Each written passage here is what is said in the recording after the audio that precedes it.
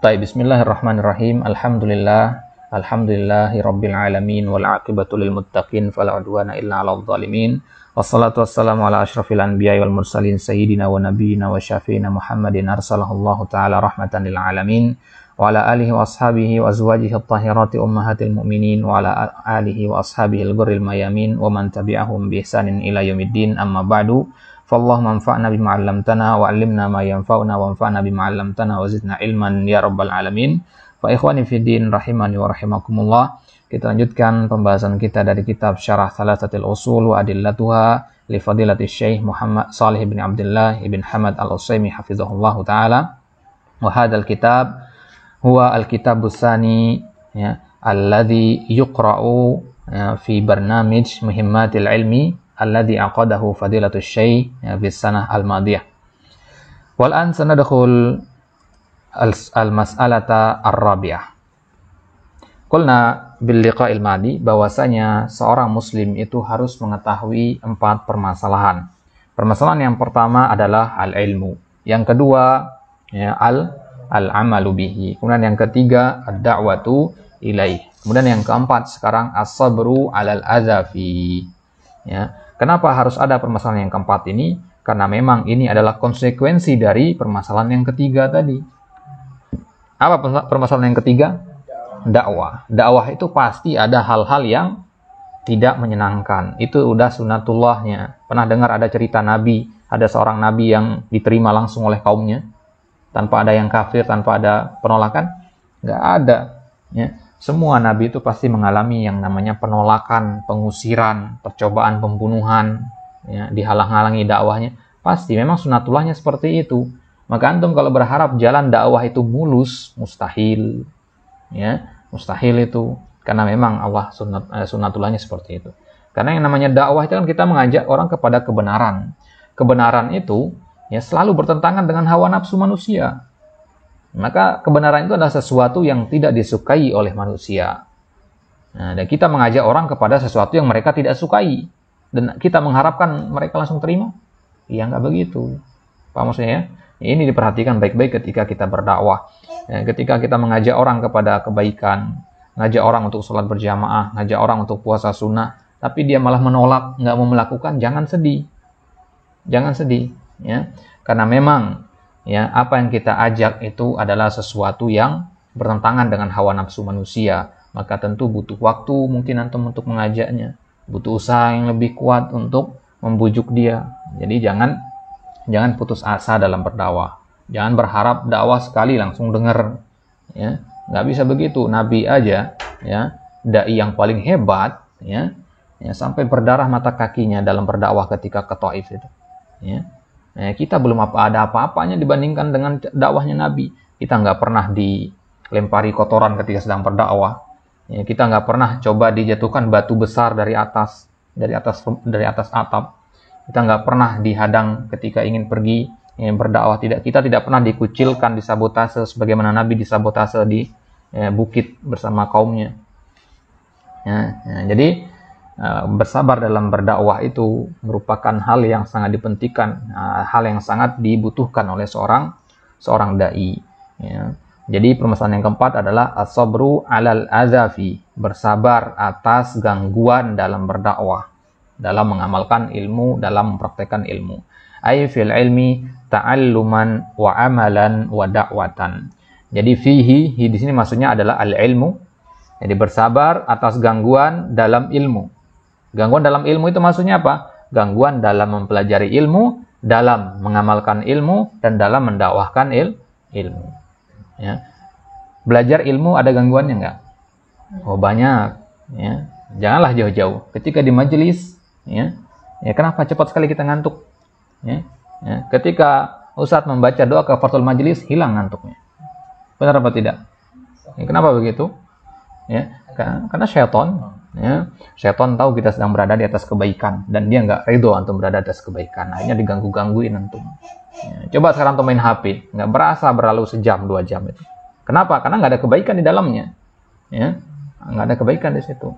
Video-video ceramah misalkan, kita tonton, 5 menit ngantuk, bosan. Coba nonton kartun, nonton film action atau nonton bola, ya, bertahan berjam-jam di situ. Ya, itu dia ya. Nah, jadi dalam menuntut ilmu itu ada gangguan. Dalam mengamalkan ilmu ada gangguan. Ya, antum tahu sholat duha itu dianjurkan. Ya, antum tahu hukumnya, antum tahu dalil-dalilnya, hafal antum. Ya, tapi ketika mau sholat duha ada gangguan rasa malas, ada gangguan ini dan itu. Ya, pasti ada gangguan. Begitu juga dalam mendakwahkan ilmu.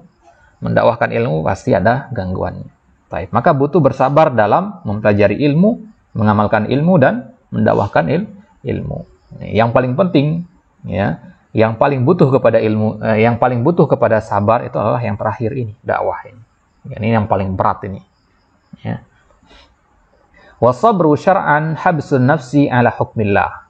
Sabar yang dalam pengertian syariat adalah menahan jiwa, ya, di atas hukumnya Allah.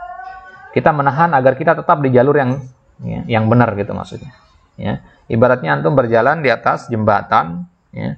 Jembatannya kecil, misalkan sebatang bambu di situ.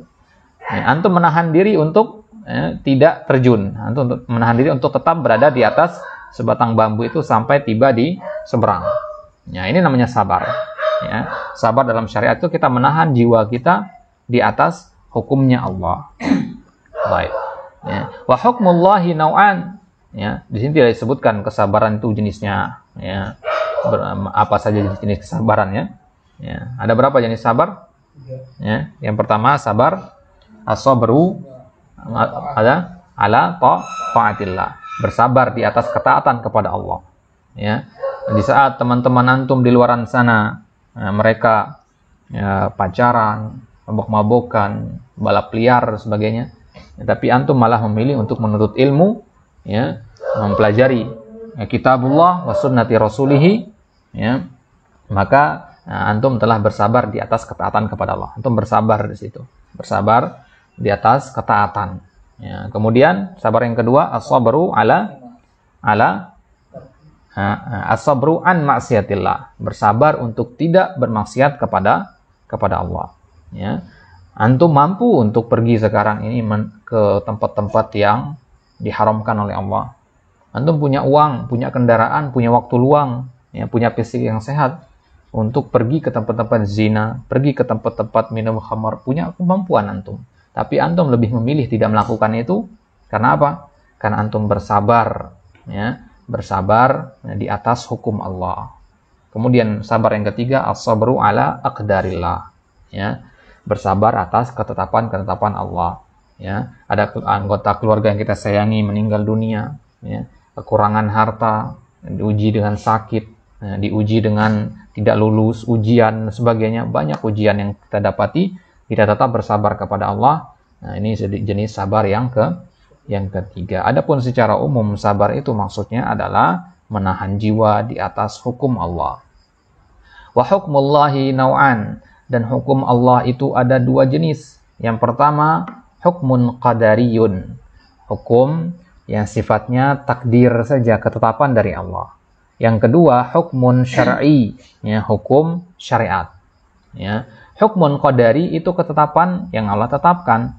Misalkan Allah takdirkan hari ini antum makannya 2 kali misalkan. Itu hukmun qadari. Karena memang di catatan Lauhul Mahfuz itu hari ini antum dapat jatah makan 2 kali. Paham maksudnya ya? Dicatat di Lauhul Mahfuz itu antum akan menikah tahun sekian. Ya, 1 tahun lagi atau 2 tahun lagi antum akan menikah. Ini hukmun qadari. Ya. Baik. Wal madhkuru minas sabri fi kalamil musannif huwa sabru 'alal adha fil ilmi wal adha minal qadaril mu'lim. Yang dimaksud dengan sabar oleh Syekh Muhammad Abdul Wahhab adalah kesabaran dalam menahan gangguan ketika mengamalkan, mendakwahkan, atau ketika mempelajari ilmu. Wal adha minal qadaril mu'lim, juga bersabar atas gangguan hal-hal yang tidak mengenakkan dari ketetapan yang menyakitkan. Ketetapan Allah itu kan tidak semuanya baik, tidak semuanya apa istilahnya? Tidak semuanya sesuai dengan yang kita inginkan gitu. Kita udah berusaha belajar sungguh-sungguh, tapi ternyata nggak lulus ujian. Nah, ini menyakitkan apa tidak? Menyakitkan. Ya, ketetapan Allah tidak selalu sama dengan yang kita inginkan, tapi selalu itu adalah yang kita butuhkan. Itu yang lebih baik begitu. Ya. Baik. Jadi ya bisa saja ya apa yang kita anggap baik itu adalah buruk di sisi Allah. Ya, bisa saja sesuatu yang kita anggap buruk itu adalah yang baik di sisi Allah. Ya, maka ya inilah yang dimaksud dengan tawakal itu. Kalau antum sudah bekerja, beramal sepenuhnya, belajar sekuatnya, kemudian hasilnya tidak sesuai dengan yang antum harapkan, ya jangan terlalu sedih berlebihan. Sedih ya sedih, ya normal itu. Tapi jangan berlebih-lebihan, karena memang itu sudah ketetapan dari Allah. Yang bersabar atas hal seperti itu merupakan perkara yang sangat ya, memiliki banyak fadilah. Fayakunu sabru 'alal ilmi min hadhil jihah min as-sabri 'ala hukmillahi al-qadari.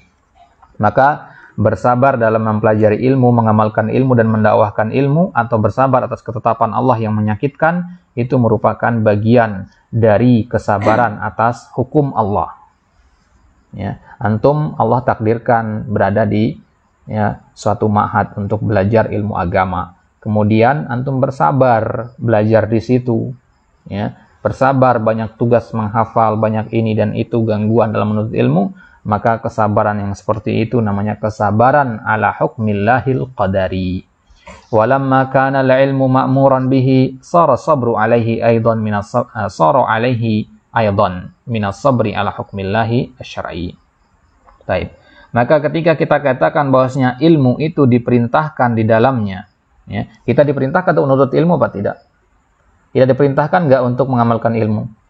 Kita diperintahkan enggak untuk mendakwakan ilmu? Diperintahkan. Ya, maka bersabar dalam mempelajari ilmu, mendakwahkan ilmu, mengamalkan ilmu juga diperintahkan. Apa maksudnya ya? Ya. Ketika anak katakan ke Ahmad, Ahmad ambilkan air. Ya. Ini juga ada kandungan bahwasanya Ahmad harus rela meninggalkan posisi kenyamanannya sekarang ini. Dia lagi duduk enak-enak, dia harus rela, harus bersabar untuk meninggalkan tempatnya. Dia harus bersabar ya, jalan kaki, ya, pergi agak jauh untuk mencari air. Paham maksudnya ya? Nah, jadi walaupun Anda mengatakan, Mat ambilkan air, dan kalau menemukan gangguan di jalan bersabar. Nggak ada kalimat seperti itu kan? Tapi ketika Anda mengatakan, Ahmad ambilkan air, itu sudah mencakup semua tadi. Maka ketika Allah mengatakan, ya, tuntutlah ilmu, berarti sama dengan Allah mengatakan, tuntutlah ilmu dan bersabar ketika menuntutnya. Amalkan ilmu, maksudnya amalkan ilmu dan bersabar ketika mengamalkannya. Dakwahkan ilmu, maksudnya dakwahkanlah ilmu dan bersabar dalam mendakwah. Ya. Jadi itu ya, merupakan serangkaian, ya, rangkaian perintah untuk menuntut ilmu juga adalah perintah untuk bersabar dalam menuntut ilmu. Fayakunu as-sabru 'alal adza fil ilmi bi'tibaril wasfil 'arid sabran 'ala hukmillahil qadari wa bi'tibari aslil ma'muri bihi sabran 'ala hukmillahi syar'i fajtama'a fihi naw'a as-sabri. Baik, perhatikan ini ya, ini istinbat yang dakik sekali dari Syekh di sini. Fayakunu sabru 'alal adza fil ilmi, maka bersabar menghadapi gangguan dalam menuntut ilmu berdasarkan sifat ini, ya, sifat yang datang ini, sabron ala hukmillahil qadari. Jadi bersabar dalam ya, menghadapi gangguan itu merupakan kesabaran atas hukmillahil qadari. Ya. Antum Allah takdirkan untuk menuntut ilmu, ini kan bagian dari qadar ya, ketetapan Allah. Maka ketika antum mendapati di dalam perjalanan menuntut ilmu itu ada gangguan dan antum bersabar, maka itu berarti ini bagian dari bersabar atas qadarillah. Ngerti nggak maksudnya ini? Ini hasil pemikiran yang seperti ini luar biasa ini, ikhwah. Ini perkataan yang luar biasa berat ini. Ya, luar biasa cerdas bisa disembat seperti ini. Ya. Kita semua mungkin ini menganggap bagian perkataan yang biasa-biasa aja ya. Tapi untuk bisa sampai kepada perkataan ini bagaimana, ikhwah? Ya, yang tadinya 0 kemudian Anda bisa sampai kepada perkataan ini, luar biasa proses berpikir di sini ya. Hafizahullah taala. Ya, semoga Allah selalu menjaga beliau. Wa bi'tibari aslil ma'muri bihi sabran ala hukmillahi syar'i, dan berdasarkan ya, asal sesuatu yang diperintahkan itu adalah bagian dari kesabaran atas hukum Allah syar'i. Maksudnya apa? Ya, menurut ilmu itu kan bagian dari ibadah ya. Bagian dari ibadah itu. Hukum asalnya dia diperintahkan. Ya, dia diperintahkan kan? Menurut ilmu itu ada suatu perintah. ya, suatu yang diperintahkan kepada kita oleh Allah Subhanahu wa taala. Maka ketika kita melaksanakan perintah Allah, berarti kita harus bersabar atas apa yang kita dapati dalam melaksanakan perintah tersebut, gitu maksudnya. Ya, apapun yang antum dapati, ya, ketika melaksanakan hal yang diperintahkan, ya, kemudian antum bersabar, maka bersabar antum itu adalah bersabar atas hukmillah syar'i namanya. Nah, maka terkumpullah di sini dua jenis sabar tadi, hukmillahil qadari dan hukmillahi syar'i. Jadi hukum Allah ini ada dua, syar'i dan qadari. Baik. Ini nanti antum ulang-ulang lagi penjelasannya ini. Ini kalam yang bagus sekali dari Syekh di sini.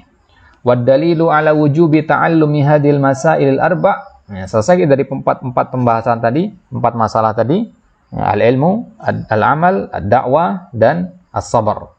Keempat permasalahan ini dalilnya apa?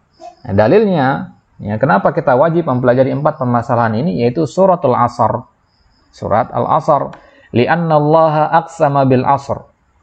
Ya, karena Allah Subhanahu wa taala bersumpah dengan Al-Asr. Al-Asr artinya az-zaman. Sebagian ulama mengartikan dengan waktu salatil asr. Ya. Anna jinsal insan fi khusrin.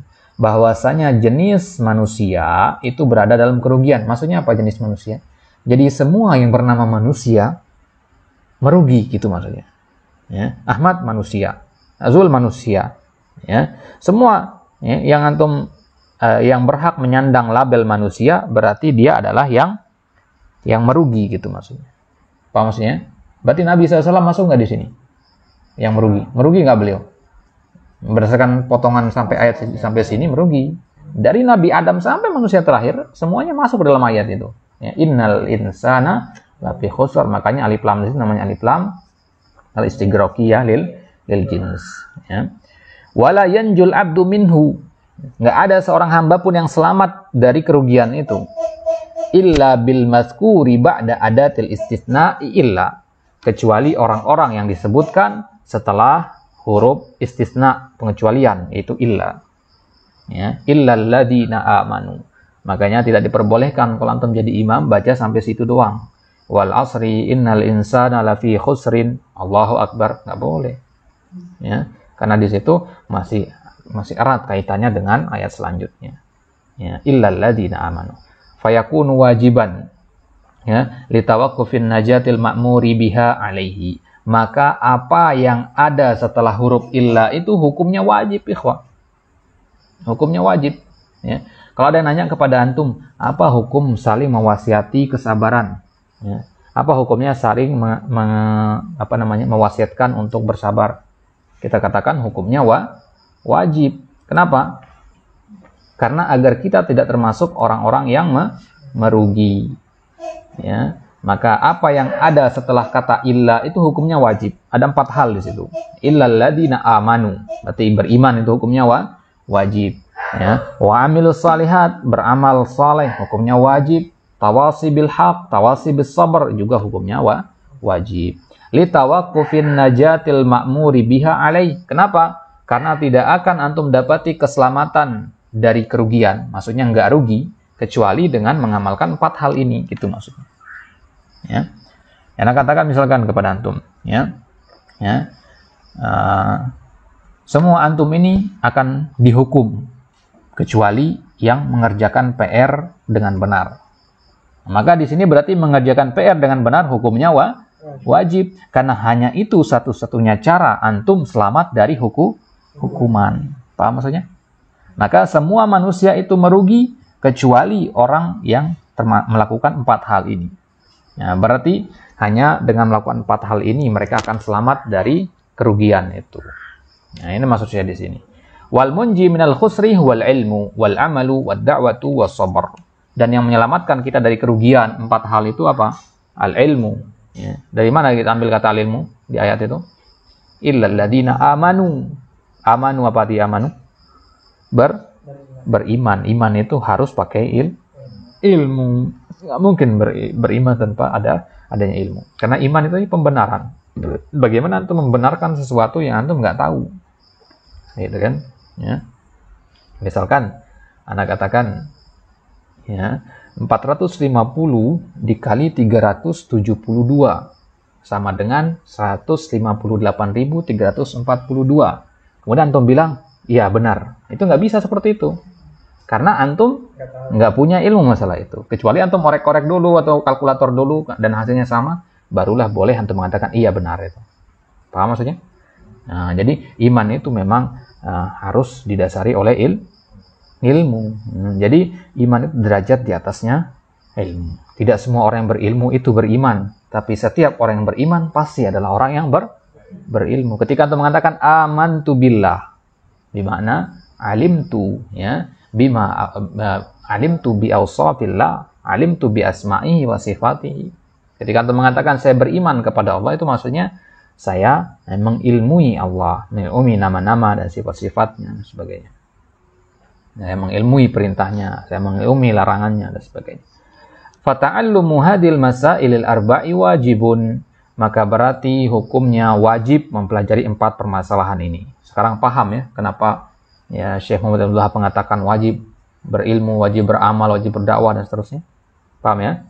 Nah, jadi Syekh Muhammad Abdul Wahab di dalam matannya ya, menyebutkan pembahasan, kemudian membawakan dalil.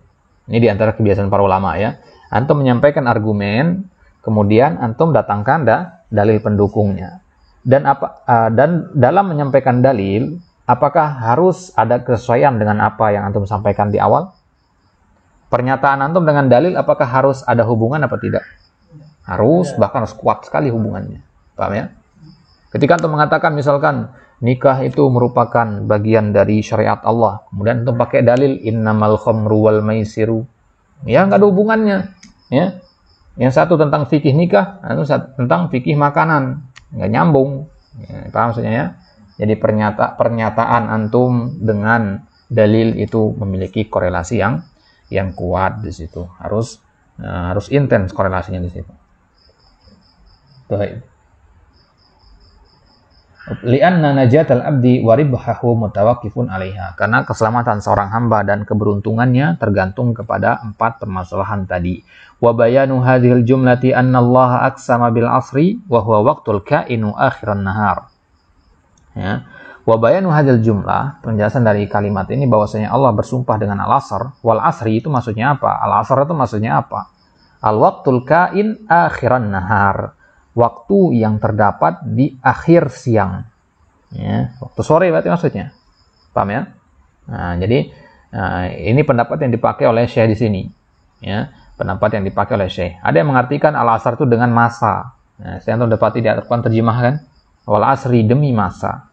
Kalau Syekh Utsaimin di sini mengambil pendapat yang kedua, wal asri ya, artinya demi waktu salat asar. Berdasarkan dalil ya, dalil bahwasanya hafizu ala salawati wa salatil wusta. Ya, jadi salat al-wusta itu diajarkan para sahabat, ijma para al-qurra di situ, salat asar maksudnya. Maka salat asar dibandingkan dengan salat yang lain itu memiliki keutamaan.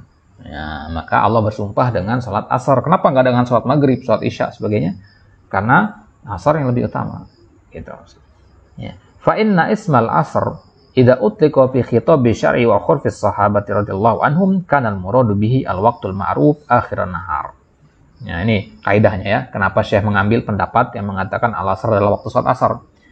Karena ya, penamaan kata al-asr ini kalau disebutkan sendirian saja, berdiri sendiri ya, sebagaimana di ayat ini, maka yang dimaksudkan itu adalah waktu salat asar. Paham maksudnya? Tapi kalau disebutkan bergandengan, misalkan asrus sahabah, itu artinya zaman. Paham maksudnya? Ini bantahan untuk orang yang mengambil pendapat yang pertama berarti. Paham? Nah, ketika mengatakan al-asr itu penafsirannya banyak. Al-asr itu artinya zaman. Al-asr itu artinya waktu sholat asar. Kemudian untuk mengatakan, kalau saya merojihkan pendapat yang kedua. Nah, merojihkan pendapat yang kedua. Dalil antum apa? Dalilnya ini. Bahwasanya penyebutan kata lasar ya, kalau disebutkan berdiri sendiri dalam dalil Al-Quran maupun sunnah atau dalam kebiasaan para sahabat, maka yang dimaksud adalah waktu sore hari, waktu sholat asar itu. Tapi kalau digandeng dengan kata yang lain, barulah dia bermakna zaman, asrus sahabah, asrut tabi'in. Nah, jadi kurang tepat ya, atau salah antum keliru nanti mengartikan asrut tabi'in artinya waktu sholat asarnya para tabi'in. Ya, keliru seperti ini. Baik. Wa hamlu khitabi syar'i ala ma huwa alaihi ala ma huwa fihi aula min hamlihi alal ajnabi anhu. Nah, jadi ini Syekh di sini menerapkan kaidah usul fikih di sini ya. Ya, membawa khitabul syara' atas ala ma huwa fihi aula min hamlihi alal ajnabi anhu. Membawa khitabul syar'i kepada makna yang memang makna itu yang dipahami dalam dalam tinjauan syariat itu lebih baik daripada membawanya kepada makna yang luar. Ya. Kalau antum artikan al-asr itu dengan zaman, zaman ini kan bukan merupakan istilah dalam pembahasan syariat, ya kan? Ya. Bukan pembahasan syariat itu. Tapi kalau waktu sholat asar, ya, ini kan pembahasan syariat. Enggak antum dapati pembahasan waktu sholat asar dalam kitab kimia, dalam buku-buku fisika, enggak ada. Ya, tapi kata masa, kata zaman itu ada dalam buku-buku fisika kimia itu, ada dia. Karena memang kata zaman, masa itu bukan bagian dari pembahasan syariat. Maka kalau kita lagi membahas atau mengartikan kata-kata dalam tinjauan syariat, kita ambil pengertian-pengertian yang memang berlaku dalam ruang lingkup syariat saja. Gitu ya. Nah, itulah pentingnya kita menghafalkan pengertian syara'an, istilahan itu agar paham dalam tinjauan syariat ini maknanya ini begitu. Nah, kalau antum dengar kata as-shalah dalam tinjauan syariat ya artinya perbuatan yang diawali dengan takbiratul ihram diakhiri dengan salam. Ya, itu namanya as-shalah. Tapi dalam pembahasan selain syariat, ya, salat itu ada apa tidak? Ya, tidak ada karena memang dia ruang lingkupnya hanya dalam syariat. Maka tidak akan pernah antum dapati nanti as-salatu istilahan, hada mustahil. Ya, as-salatu syar'an. Ya, as-salatu syar'an la yujad, as-salatu istilahan. Tapi kalau al-asr, ya, al-asr syar'an artinya waktu salatil asar, ya, al-asr ya istilahan, ya, az-zaman. Ya, jadi suatu kata itu kadang dia punya makna istilahan dan syar'an sekaligus, terkadang juga memiliki makna syar'an saja tanpa istilahan. Ya, wadih hadis. Baik. Fa innal kalimatal wahidata min kalamil arab, ya, tatajazabuha ma'anin iddah litisai lughatihim. Ya. Kata Syekh di sini satu kata saja dalam bahasa Arab itu memiliki beberapa makna. Dia mengandung beberapa makna. Ya, litisai lughatihim, ya, karena luasnya bahasa Arab itu. Satu kata ini, ya. Satu kata maknanya ada banyak. Fa idza aradta an tubayyina syai'an min kalamillah, maka kalau antum ingin menjelaskan satu kata di dalam Al-Qur'an, au kalami Rasulih sallallahu alaihi wasallam, atau perkataan Nabi sallallahu alaihi wasallam, yang mana pasti bahasa Arab kan? Al-Qur'an kan bahasa Arab, hadis juga bahasa Arab. Maka ketika antum ingin menafsirkan kata-kata di dalam Al-Qur'an atau dalam hadis, farqub ma jara i'tidadu syar'i bihi min tilkal ma'ani fahmilhu alaihi.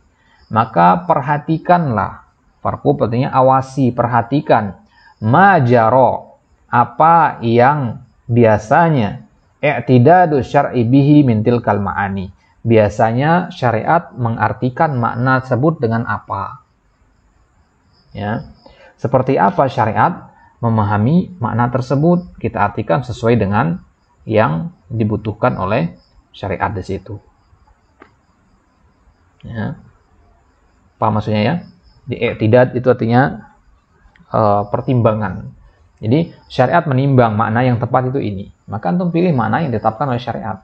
Karena memang antum lagi membahas syariat.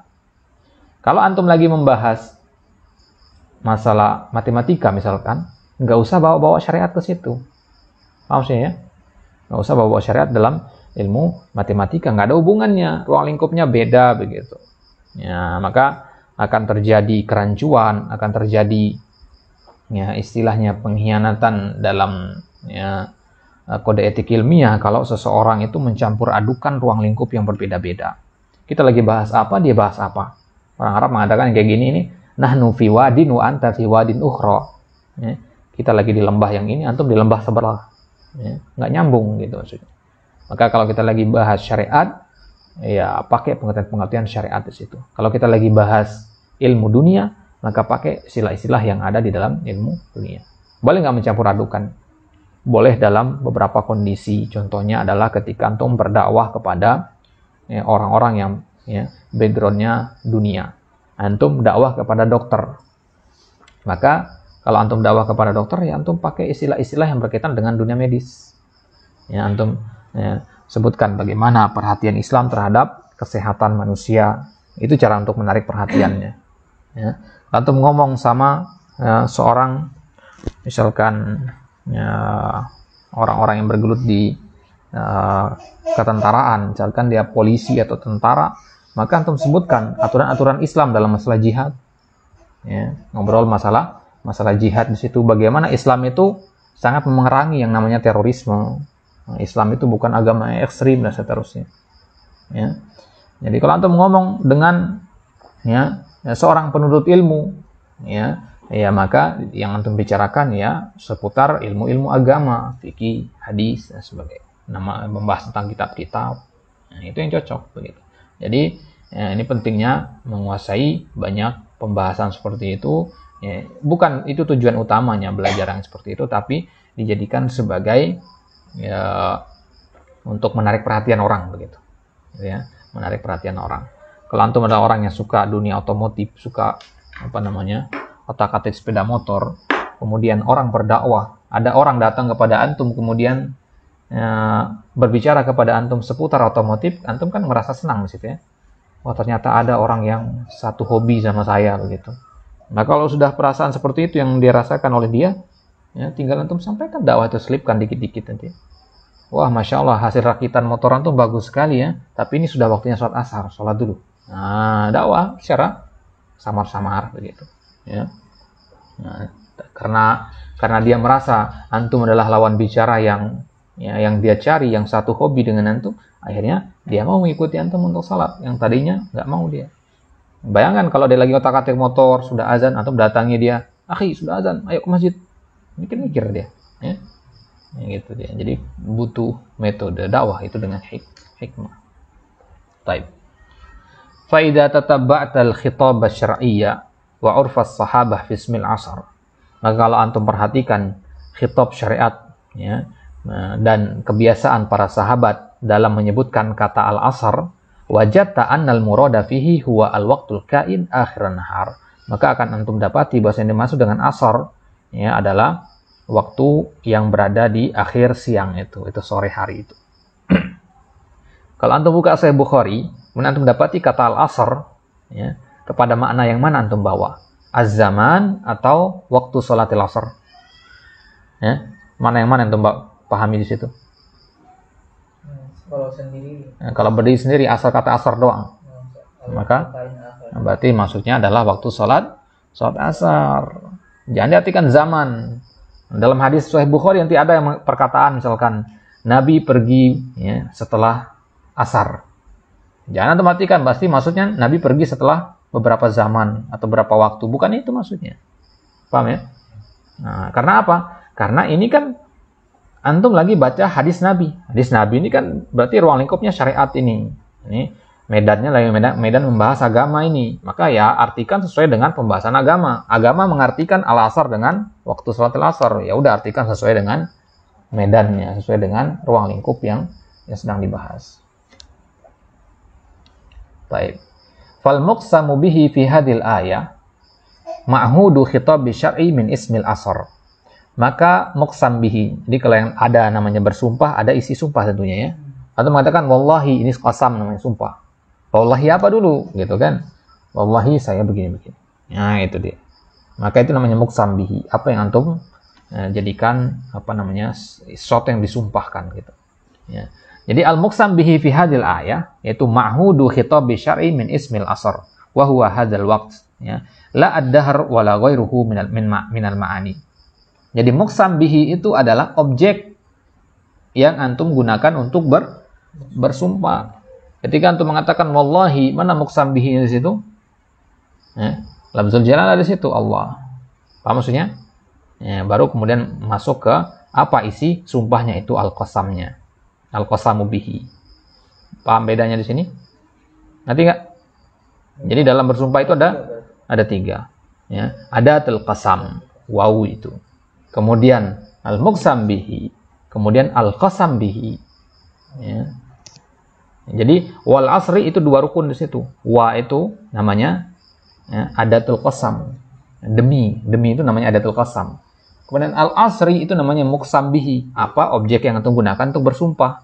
Kalau kita manusia ya hanya boleh bersumpah dengan satu objek saja, dengan Allah saja. Ya. Kemudian ya, apa yang antum sumpahkan? Ya, ini namanya al-qasamu bihi. Ya. Baik. Jadi al-muqsam fi hadil ayah huwa ma'hudu khitab syar'i min ismil asar wa huwa hadal waqt. Nah, jadi waktu itu yang dimaksud di situ. Ya, la ad-dahr wa la ghairuhu minal ma'ani. Ya.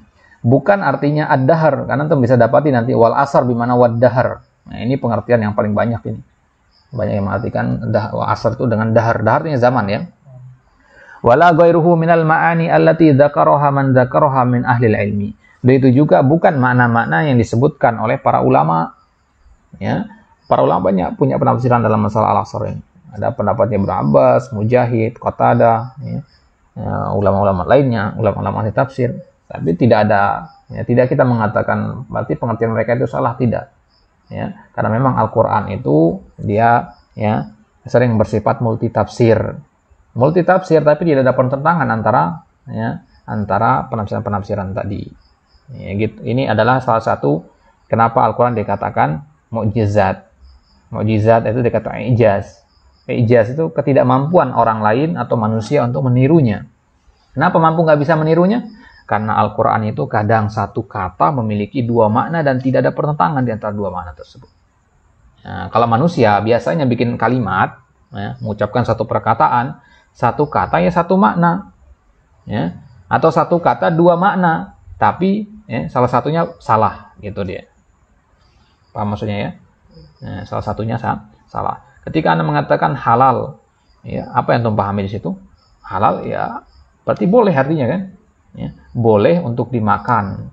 Ya, udah sampai situ doang antum pahami dari kalimat tersebut. Ya. Ya, tapi kalau Al-Quran mengucapkan kata halal itu beda lagi antum pahami. Kalau Al-Quran mengatakan halal itu maksudnya yang pertama dia boleh untuk dikonsumsi, ya, boleh diperjualbelikan. Dari mana antum tahu boleh diperjualbelikan? Dalil-dalil sunnah misalkan. Ya, ketika Nabi mengatakan, idza haramallahu ya syai'an harama samanahu. Ya, kalau Allah mengharamkan sesuatu, maka Allah mengharamkan hasil jual belinya juga, hasil penjualannya. Gitu. Taib. Fal muqsamu bihi fil ayah huwa waqtul asri duna ghairihi, wa waqa'al qasamu bihi ala anna jinsal insani fi khusrin, tsumma istathna Allahu minal khasirina naw'an humul muttasifuna bi arba'i sifat. Berarti kesimpulan kita di sini dari kata wal asri di sini ada 3 di situ. Yang pertama adatul qasam, kemudian al-muqsam bihi yaitu waktu sholatil asar, kemudian al-qasamu bihi yaitu bahwasanya manusia berada di dalam kerugian, ayat yang kedua itu. Ya, kemudian Allah Subhanahu wa taala mengecualikan dari orang-orang yang merugi itu ya beberapa jenis. Ya, yaitu orang-orang yang memiliki sifat yang 4 ini. Ya, sifat yang pertama, faqala fis sifatil ula illa alladziina amanu. Ya, orang yang beriman. Wa hadza dalilul ilmi li'annal imana fi aslihi wa kamalihi la yuhassalu illa bil ilmi. Ini kata Syekh di sini, karena kita sebutkan tadi bahwasanya iman itu asalnya ya fi aslihi, maksudnya iman itu nggak akan ada, wa kamalihi nggak akan sempurna juga illa bil ilmi. Jadi awalnya mungkin nggak orang beriman tanpa memiliki ilmu? Ya. Mungkin nggak?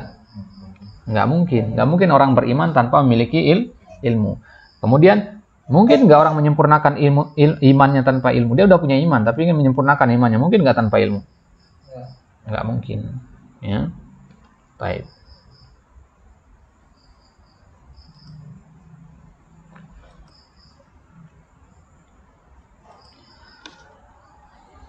Jadi iman itu dari sananya tidak akan ada, tidak akan sempurna juga kecuali dengan ilmu. Berarti dalil illal ladzina amanu ini dalil ilmu.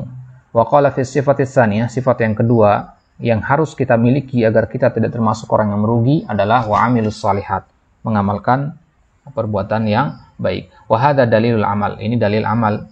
Wa wasful amal bis shalihat yubayyin anna al matluba minal abdi laisa mutlaqal amal. Di sini kata amal tidak hanya kata amal saja disebutkan, bukan hanya masalah beramal apa tidak, tapi syaratnya harus beramal yang baik. Bukan sembarangan amal maksudnya. Kenapa Allah nggak mengatakan wa amilu doang, tapi harus ada kata pembatasan kata as-shalihat di situ?